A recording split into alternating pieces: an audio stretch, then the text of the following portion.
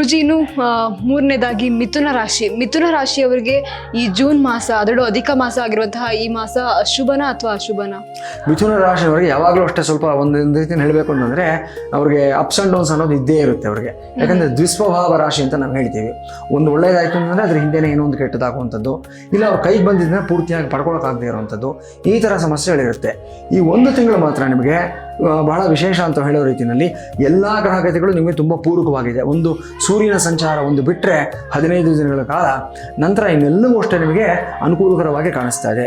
So ಮೊದಲ 15 ದಿನಗಳ ಕಾಲ ರವಿ ನಿಮಗೆ ಉಚ್ಚ ಸ್ಥಾನದಲ್ಲಿ ಕೂತ್ಕೊಂಡಿರ್ತಾನೆ. 3ನೇ ಮನೆ ಅಧಿಪತಿ ಆಗಿರತಕ್ಕಂಥವನು ನಿಮ್ಮಲ್ಲಿ ನಿಮಗೆ ವಿಶೇಷವಾದಂಥ ಒಂದು ಸಾಮರ್ಥ್ಯ ಬೆಳೆಯುವಂಥ ಸಾಧ್ಯತೆಗಳಿರುತ್ತೆ.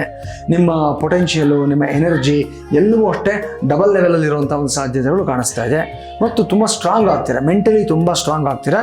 ಫಸ್ಟ್ 15 ಡೇಸ್ ಏನೇ ಕೆಲಸಗಳು ಮಾಡ್ಕೋಬೇಕಾಗಿದ್ರು ಸಹ ಆ ರವಿ ಬಲ ಅನ್ನೋದೇ ನಿಮ್ಮನ್ನು ಮುಂದೆ ಕರ್ಕೊಂಡು ಹೋಗುತ್ತೆ.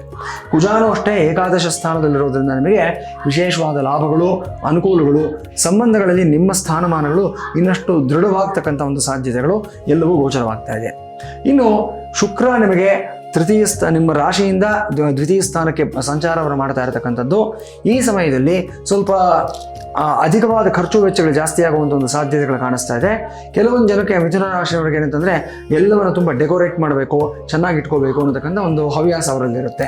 ಸೊ ಈ ಸಮಯದಲ್ಲಿ ಸ್ವಲ್ಪ ಈ ನಿಟ್ಟಿನಲ್ಲಿ ಇಂಟೀರಿಯರ್ ಡೆಕೋರೇಷನ್ ಆಗ್ಬೋದು, ರಿನೋವೇಷನ್ ಆಗ್ಬೋದು, ಇದಕ್ಕೆ ಸಂಬಂಧಪಟ್ಟ ಹಾಗೆ ಒಂದಷ್ಟು ಖರ್ಚು ವೆಚ್ಚಗಳು ಜಾಸ್ತಿ ಆಗುವಂಥ ಒಂದು ಸಾಧ್ಯತೆಗಳಿರುತ್ತೆ. ಮಾಡಿ ಒಳ್ಳೆಯದೇ, ಆದರೆ ಒಂದು ಮಿತಿನಲ್ಲಿ ಇದನ್ನೆಲ್ಲ ಮಾಡ್ಕೊಂಡು ಹೋಗಿದ್ದಾದಲ್ಲಿ ಒಳ್ಳೆಯದಾಗುತ್ತೆ ನಿಮಗೆ.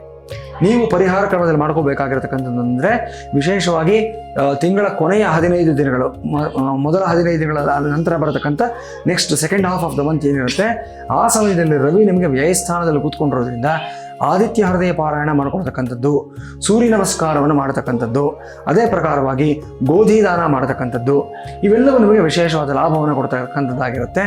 ಯಾರಿಗೆ ಅನುಕೂಲ ಇರುತ್ತೆ ಆ ಥರದವರು ಈ ಒಂದು ರೆಡ್ ಕ್ಯಾರಮೆಲಿನ್ ಅನ್ನೋ ಒಂದು ಸ್ಟೋನ್ ಬರುತ್ತೆ. ಈ ಸ್ಟೋನಲ್ಲಿ ಮಾಡಿರತಕ್ಕಂಥ ಬ್ರೇಸ್ಲೆಟನ್ನು ನಿಮ್ಮ ಬಲಗೈನಲ್ಲಿ ಧಾರಣೆಯನ್ನು ಮಾಡ್ಕೊಳ್ಳಿ.